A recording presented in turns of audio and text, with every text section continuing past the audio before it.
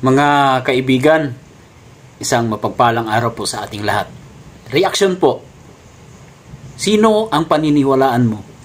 Si BBM o ang isang hamak na magsasaka na nalulubog sa utang dahil sa lugi sa kanyang pagsasaka? Ngayon mga kaibigan, bago po tayo magpatuloy, ay paki-like at paki-subscribe naman ng ating YouTube channel para updated ka po sa mga i-upload ko pa po dito sa YouTube. Ito po, simulan na po natin ang panunood mga kababayan at ating re-reaksyonan. Dahan-dahan po na natutupad po ang pangarap po ng inyong Pangulo, ang pangarap po ng lahat ng Pilipino na wala nang ginugutom na pamilya dito sa atin. Okay, go ahead, Ma'am Gemma, ng, ano yung Oxy? Okay. Occidental Mindoro po. Oh, sige, go ahead. Mr. Chair, magandang umaga po. Nasa amin na yung position paper ninyo, no? Opo. Okay, but go ahead, sige. Magandang umaga po sa iyo, Mr. Chair, at sa lahat po ng naririto. Ako po ay si Ginang Gemma Tabian, ang presidente ng Bantay Oxy, Occidental Mindoro po. Ako po ay nakarating dito kasama ng may nagtaguyod po na isang tao upang makarating kami rito sa bulwagang ito. Ako po ay isang anak ng magsasaka at hindi po ninyo katulad na nariritong lahat ngayon na kayo ay may mga masteral degrees. Ako po ay napakababa ng aking pinag-aralan. Subalit bilang isang anak ng magsasaka ng Occidental Mindoro, tumayo po kami. Tumayo po ako. Tumawid po kami ng dagat upang marinig ang aming boses sa Occidental Mindoro sapagkat hirap na po ang magsasaka ng Occidental Mindoro. Wala po kaming ibang inaasahan na tutulong sa amin kung kaya't kami po ay nag-inisyatibo lumakad pa parito. Iniwan po namin ang aming mga pamilya, iniwan po namin ang aming mga palay na kung saan kahapon daw po ay inabot ng ulan. Napakasakit po sa isang anak ng magsasaka na ang aking tatay ay napakatanda na. Malapit na pong tumalikod sa langit ang aking ama. Subalit hanggang ngayon, mahirap pa din. Ang ibinuhay po sa amin ng aking ama at ina ay ang pagsasaka. Kung kaya, yun din po ang ibinuhay ko at ibinuhay namin sa aming pamilya. Na umaasa po sana kami, mahal na Pangulo, Mr. Chair, na aasenso kami. Dahil sa pag-aakala naming kami ay aangat dahil sa mga makabago at magagandang teknolohiya na ibinibigay ng pamahalaan. Subalit, nagkamali po kami. Ang amin pong mga anak ay halos ayaw nang tumapak sa lupa. Dahil ang alam po nila ay walang kapupuntahan, walang patutunguhan ang pagsasaka. Dahil nakikita po nila, magmula po nang sila'y bata, magpahanggang sa ngayon, hindi po kami umaasenso. Kung ano po ang ipinakakain sa amin ng aming tatay Noy, yun pa rin ang ipinakakain namin sa kanila. Kung kaya po, Mr. Chair, noon pong minsan kayo ay nag-post sa inyong FB, ako po ay nag-comment. Mr. Chair, mahal na senador, ang sabi ko po doon, mahal na senador, magmadali ka sa pagsaklolo sa aming mga magsasaka. Magmadali ka sapagkat kami lubog na. Patuloy po kaming lumulubog, Mr. Chair, dahil sa nangyayari. Sino po ang pinayayaman natin? Ang ibang bansa. Bakit? Dahil po sa pag-i-import natin ng bigas. Sa pag-i-import natin ng iba pang mga produkto. Kung kaya po, ang 20 pesos na bigas, siguro po sa marami sa atin ay napakaganda sa pandinig. Subalit dilubyo po ang nangyari sa magsasaka. Dahil ito po ang naging sanhi kung bakit bumagsak at sumadsad ang presyo ng palay. Mr. Chair, napakalaki po ng halaga na nawawala sa magsasaka. Pamula po ng ang RTL ay naging batas. Ang National Food Authority po na siyang inaasahan ng marami sa aming mga magsasaka, nawala po ang kanilang kapangyarihan. Sila po ang inaasahan namin, nayayakap sa amin. Gustuhin man po nila subalit hindi nangyayari. Doon po sa sinasabi na traders daw po ang nagbebenta sa NFA. Sa amin po sa Oxy, pinatutunayan ko po dahil ako po ay 1999 pa lamang ay nasa NFA na. At ako po ay isang coordinator at isang chairman na ng isang kooperatiba. Ito po ay pinabubulaanan ko. Hindi po nangyayari na ang traders ang nagbebenta ng palay sa National Food Authority, partikular sa Occidental Mindoro. Lalo po ngayon sa ginawa ng ating administrador o kung sino pa man ang nagpanukala na 100 per bag, per farmer ang pwede naming ibenta. Lalo po kaming naghirap. Sa totoo lang po, bago ako umalis papunta dito, meron pong isang magsasaka tumawag sa akin, humihingi ng tulong. Nasa ospital ang asawa. At kahit po ngayon, maaari ko po itong patunayan sa inyo. Humihingi po siya ng tulong dahil hindi niya maibenta ang kanyang palay sa National Food Authority. Bakit?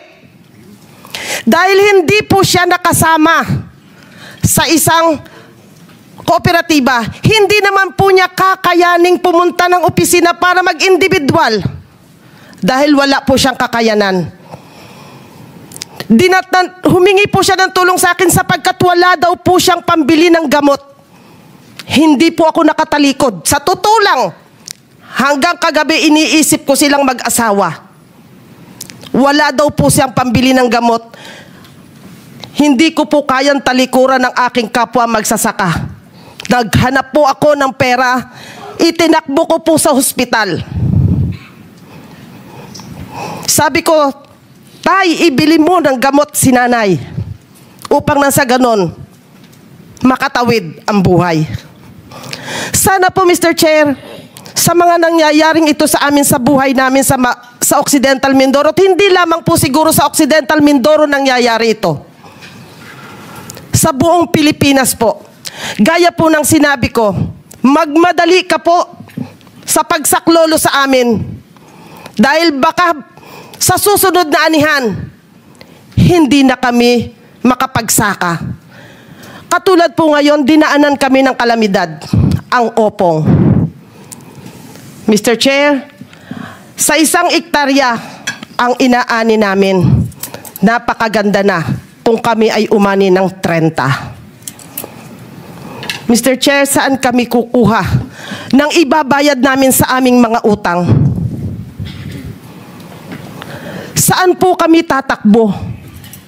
Wala po kaming ibang tatakbuhan sapagkat kapos na kapos ang pagmamahal ng gobyerno sa aming mga magsasaka.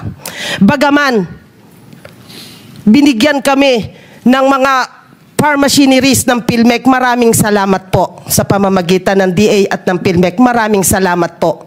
Subalit hindi po sapat. Hindi po sapat.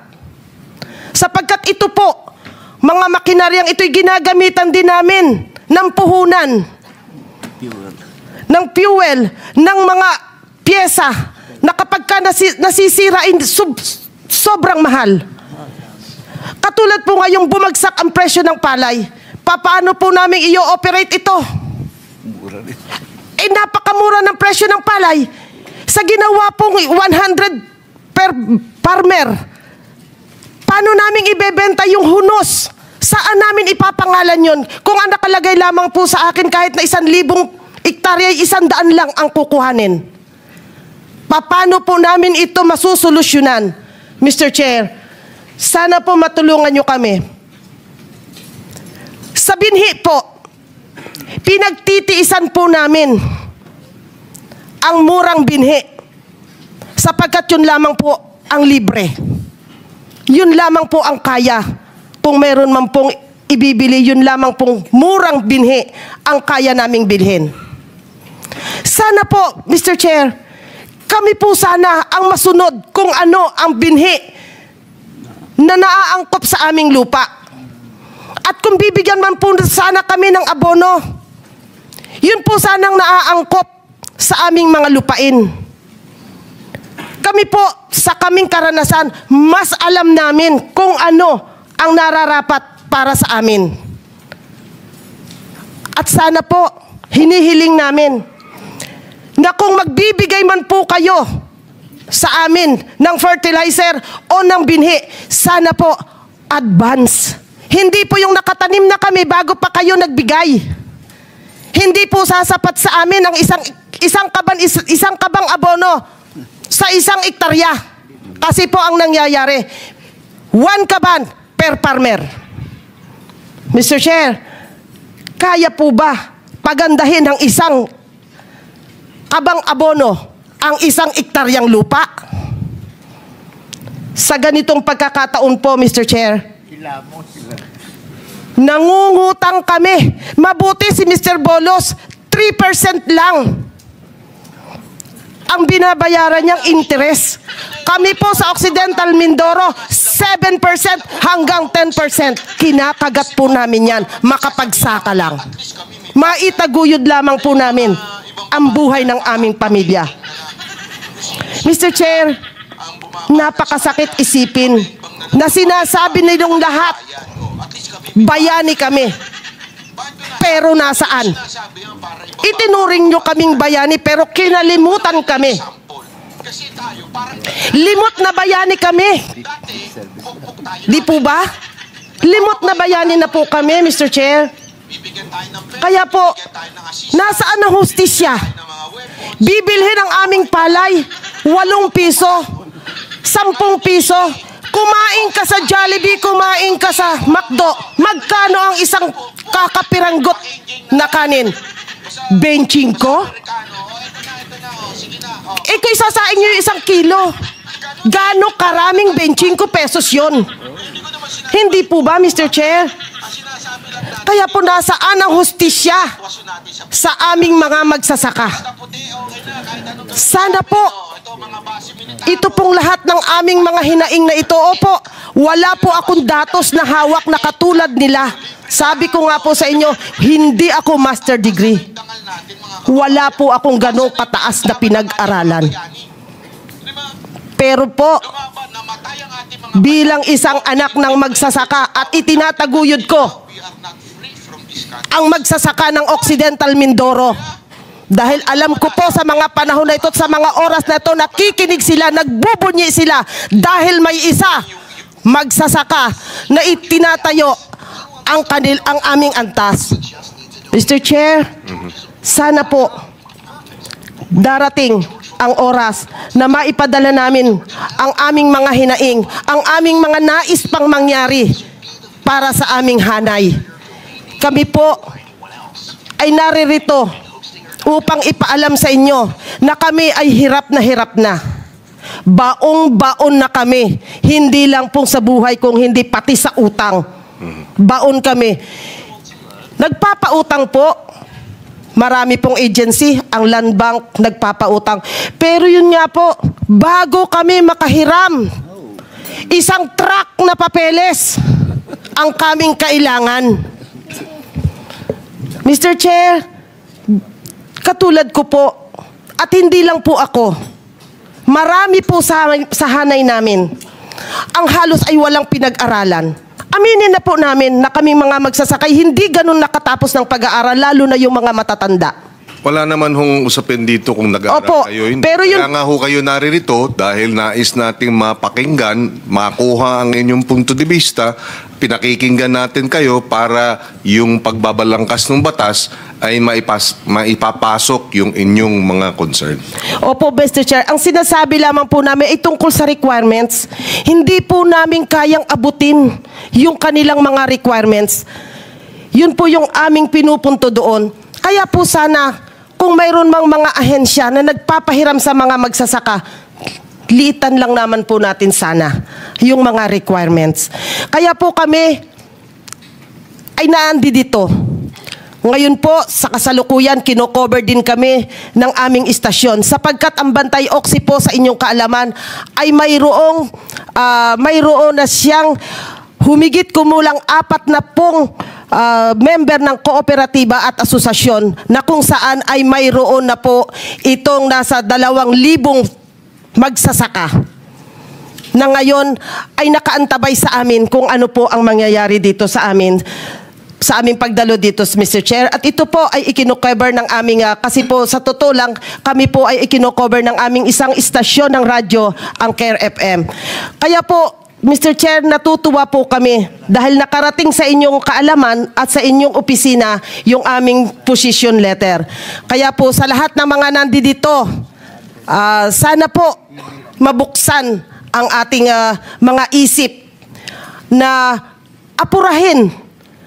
Bigyan niyo po kami ng magandang solusyon sa aming kasalukuyang problema. Dahil, Mr. Chair, sa kasalukuyan po, ang Occidental Mindoro po ay kasalukuyang nag-aani. Nakikibaka po kami sa panahon, Mr. Chair. Hindi po namin maibenta ng maayos, gawa ng hindi namin maibilad ng maayos ang aming mga aning palay. Although binigyan naman po kami ng PhilMec, ng mga drying facilities, subalit hindi po sumasapat sa dami namin. Kaya po, hiling po namin na sana po dagdagan pa ng PhilMec ang pagbibigay sa Occidental Mindoro ng mga mechanical dryer at ng mga makabagong mga makinarya. Okay. Muli, sa iyo po, Mr. Chair, at sa lahat po ng naririto, maraming salamat po. Maraming salamat, Ginang Gemma. Sa DA, baka maaari pagkatapos ng hearing na ito, alamin kung ano pa ang mga maaaring maitulong ng inyong ahensya sa ating mga magsasaka sa Occidental Mindoro, no?